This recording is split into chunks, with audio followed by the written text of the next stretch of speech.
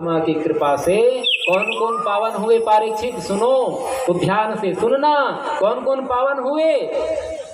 बोले भगवान की कृपा से किरात हूण आंध्र पुलिंद पुलकस आभीर कंक यवन खस आदि अनेक नीच योनियों में जन्म लिए हुए पापात्मा जीव भी पुण्यात्मा बन गया। उसी को गोस्वामी तुलसीदास जी महाराज कहते हैं रामचरितमानस में। ये श्लोक रामचरितमानस में छंद बना है। ये श्लोक रामचरितमानस के उत्तर कांड में छंद बना है। गोस्वामी जी महाराज कहते हैं क्या? पाई न कहि गति पतित पावन राम भज सुनु सठ मना गणिका अजामिल व्याध गीध गजाधिकल तारे घना आभीर जमन की रात खस स्वपचादि अति लघु रूप जे कही नाम बारग ते भी पावन होई राम नमामि ते। बोले सच्चिदानंद घन भगवान श्री राम की जय। बोले राधा कृष्ण भगवान की जय। पूज्यपाद गोस्वामी जी महाराज भी कहते हैं पाई न कहि गति। ऐसा कौन है जिन्होंने गति प्राप्त नहीं किया? कौन? पाई न कहि गति पतित पावन राम भज सुन सठ मना। तुलसीदास जी कहते हैं कि अरे सठमन, तू भगवान का भजन कर। इन्हीं के कृपा से ही बड़े बड़े पापी लोग भी तर गए। बोले कौन कौन तरे? गणिका अजामिल व्याध गीध गजादि खल तारे घना। गणिका तर गई, अजामिल भी तर गया जो बहुत बड़ा पापी था। अजामिल के समान पापी तो संसार में ना कोई हुआ ना होगा, ऐसा कहते हैं हमारे भागवत जी में। अजामिल इतना बड़ा पापी था, वो भी जब तर गया तो हमने तो अजामिल जैसा दुराचार नहीं किया होगा, ऐसा लगता है सबको। तो हम भी क्यों नहीं तर सकते? लेकिन मन में ये दृढ़ निश्चय होना चाहिए।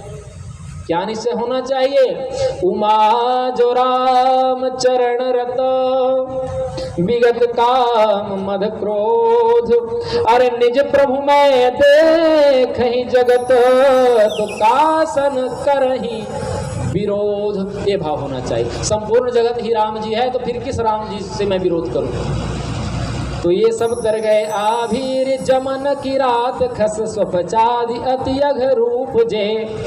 आभीर मतलब दस्यु आतंकवादी, विदेशी आतंकवादी लुटेरे मुसलमान लोग, ये हैं आभीर यवन। तो ये सब जब तर गए, कही नाम वारग ते भी पावन होई राम नमामि ते। गोस्वामी जी कहते हैं जब बड़े से बड़े पापी जब तर गया तो हम क्यों नहीं तर सकते? इसलिए हे परीक्षित, भगवान श्री कृष्ण जी के चरणों में हमें अनन्य भाव से जो है हमें प्रेम करना चाहिए। इसके बाद जो है यहाँ परीक्षित को समझाते हैं। उसके बाद सुखदेव जी महाराज कहते हैं कि हे परीक्षित, कि एक बार नारद जी ने अपने पिता ब्रह्मा जी से पूछा कि पिताजी, आप केवल मेरे ही नहीं सबके पिता हैं, समस्त देवताओं से श्रेष्ठ और सृष्टि करता है। आपको मेरा प्रणाम है और आप मुझे वह ज्ञान दीजिए जिस आत्म तत्व का साक्षात्कार हो जाने पर ये जीवात्मा जो है वो परमात्मा को प्राप्त कर लेता है। ये बात जब पूछा तब ऐसा ज्ञान बताओ जिसको प्राप्त करके जीवात्मा वो विश्वात्मा में लीन हो जावे। वो ज्ञान किस काम का? जिसमें परमात्मा के प्रति जानने, देखने, सुनने की क्षमता ही ना हो। खूब हम पढ़ाई कर लिए लेकिन परमात्मा के प्रति नहीं जानते तो काय काम के? खूब MA BA और का पढ़ाई होती है सब कर लें तो काय काम के? तो वही बात है, किस काम का फिर? इसीलिए नारद जी कहते हैं पिताजी आप मुझे वो ज्ञान बताइए जिस ज्ञान के द्वारा ये जीवात्मा वो विश्वात्मा में लीन हो जाए। पिताजी ऐसा मार्ग बताओ। तो वहाँ पर ब्रह्मा जी कहते हैं बेटा नारद, तुम जीवों के प्रति करुणा भाव से लेकर ये प्रश्न किया है तो मैं तुम्हें ये बातें जो है अवश्य ही बताऊंगा। और तुम ये सोच रहे हो कि मेरे पिताजी सर्वगुण संपन्न है, ऐश्वर्यों से संपन्न है, तो ये मेरा कोई प्रभुता नहीं है, इसमें किसी और का जो है सहयोग है। ये जितना भी तुमको शौर्य दिख रहा है, पराक्रम दिख रहा है, ये मेरा नहीं है। तो इसके विषय में ब्रह्मा जी जो है नारद जी को बताएंगे। तो बताएंगे कब? जब अब हम लोग इंटर करेंगे, तब समय हो गया है ना। तो इसलिए आइए थोड़ा कुछ समय के लिए कथा को यहीं पर विराम करते हैं, ठीक नहीं? 2 बजे थोड़ी करें।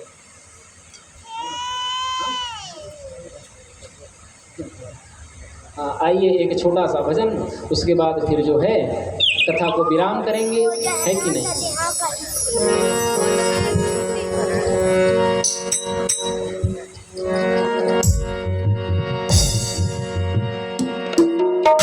जमुना किनारे मेरो गाँव सावरे आई जइयो, जमुना किनारे मोर गाँव सावरे आई जइयो।